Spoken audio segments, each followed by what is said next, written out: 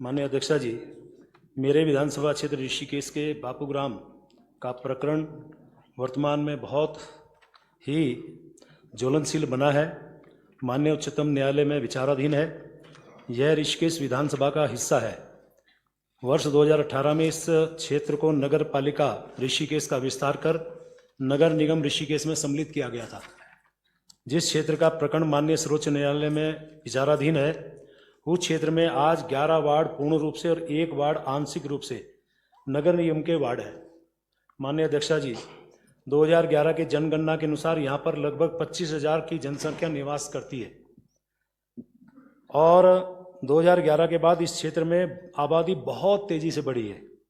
अनुमानतः आज की तिथि में लगभग 15,000 परिवार इस क्षेत्र में निवास कर रहे हैं और इनकी आबादी लगभग 60,000 से ज़्यादा यहाँ पर लोग स्थायी और अस्थायी रूप से निवास कर रहे हैं।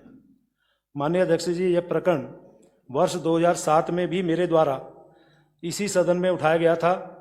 तब इसको राजस्व ग्राम घोषित करने की बात थी, लेकिन उसके बाद यह क्षेत्र घनी आबादी का क्षेत्र हो गया है।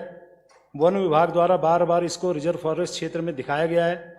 कुल 2866 एकड़ भूमि का प्रकरण माननीय सर्वोच्च न्यायालय में विचाराधीन है, जिसमें से 2287.10 एकड़ भूमि पर अभी वर्तमान में एम्स ऋषिकेश, IDPL, सिंचाई विभाग, ऊर्जा विभाग, पशुपालन विभाग, टिहरी विस्थापित कॉलोनी जैसे महत्वपूर्ण संस्थान वहाँ पे अभी हैं। माननीय अध्यक्षा जी, 578.90 एकड़ भूमि पर आज़ादी से पूर्व में लोग रहते थे। ये लोग आजीविका के लिए हल्की फुल्की खेती करते थे। महात्मा गांधी जी की शिष्या मीराबेन को सरकार द्वारा 99 वर्ष की लीज पर यह जमीन दी गई। 1950 में मीराबेन जी के द्वारा कृषक सहकारी समिति बनाकर 39 यानी 39 शेयर होल्डर्स को 50-50 बीघा खेती के लिए और 2-2 बीघा आवास के लिए भूमि आवंटित की गई।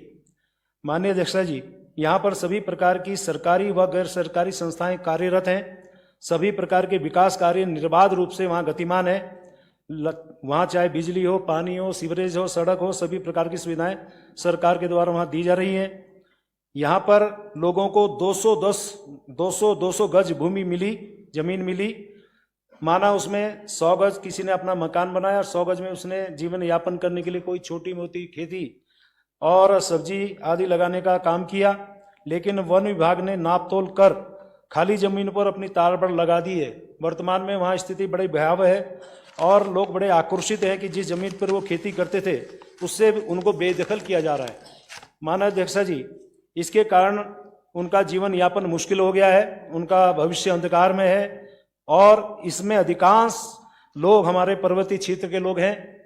हालांकि सभी पर्वतीय गैर पर्वतीय लोग वहाँ रहते हैं, लेकिन अधिकांश लोग वहाँ पर्वतीय क्षेत्र के हैं जो 75-80 वर्षों से लगातार यहाँ पे रह रहे हैं। इनकी मांग है इस क्षेत्र को राजस्व ग्राम घोषित किया जाए और जिस जमीन को वन विभाग ने अपने अभी कब्जे में लिया है उसे किसी तरह से वापस किया जाए। व्यापक जनहित में इन जमीन धारकों को जमीन का मालिकाना हक दिया जाना न्यायोचित होगा।